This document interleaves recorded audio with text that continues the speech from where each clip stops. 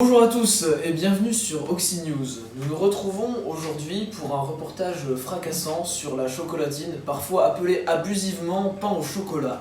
Vous avez sans doute eu vent de la polémique lancée par le célèbre nutritionniste de renommée internationale Roro, qui vante les bienfaits d'une consommation sur la masse musculaire. Innovation technologique ou fake news? Nous répondrons à vos questions avec l'aide de nos invités. À ma droite, le redoutable Romain.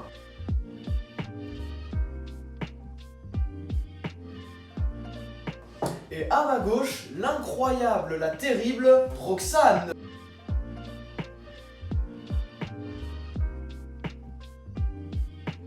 Bonjour, je suis heureuse de participer à ce débat.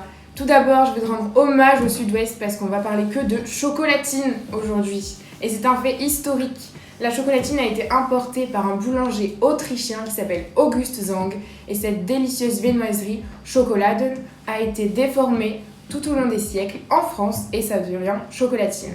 Mais cependant, cette viennoiserie, c'est une chocolatine, putain, c'est pas un pain au chocolat parce que c'est pas un pain où on met du chocolat dedans, c'est juste une viennoiserie, un croissant, c'est une viennoiserie, voilà. Madame, je ne pense pas qu'il soit nécessaire de vous mettre dans un tel état pour si peu. Bien, alors justement Romain, commençons par vous qui prêtez à la chocolatine des bienfaits surréalistes.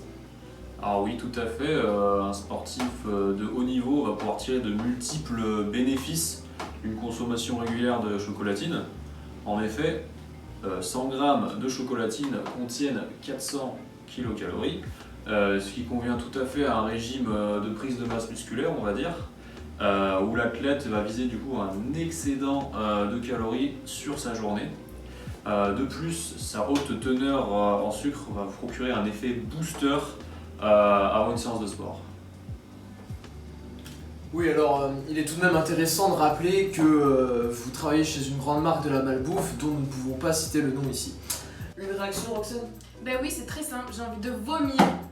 Franchement, ça me donne une sensation horrible de gras dans la bouche, je déteste la chocolatine.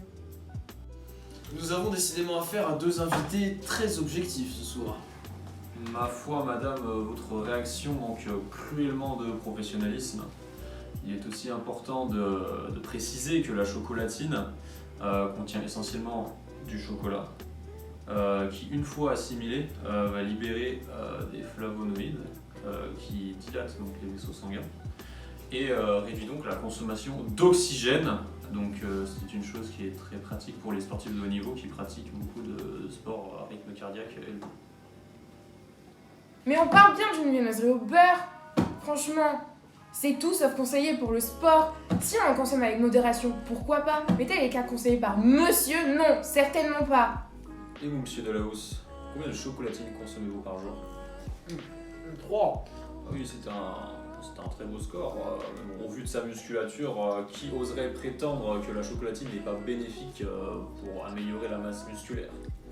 Je pense que monsieur Delahousse est de la preuve vivante que la marque de chocolatine est bénéfique pour la prise de muscle, évidemment. Et même certaines études tendent à prétendre que la consommation régulière de chocolatine augmenterait la taille de votre pénis. Ne tombons pas dans le vulgaire. Bien, sans transition, regardons ce documentaire sur l'impact bénéfique de la consommation de chocolatine. Bonjour, je suis actuellement dans les jardins d'Harvard en compagnie d'une chercheuse ayant obtenu 2 fois le prix Nobel pour ses travaux sur la chocolatine. Pourquoi avez-vous choisi de parler de la chocolatine plutôt que du pain au chocolat? En réalité, il n'y a pas de bonne ou de mauvaise. Merci pour votre intervention. À vous les studios. Faites-nous part de vos réactions sur le compte Facebook de l'émission quant à l'avis de cette scientifique éclairée. Bien, donc nous sommes tous d'accord pour dire que la chocolatine est grandement conseillée dans les régimes des sportifs de haut niveau.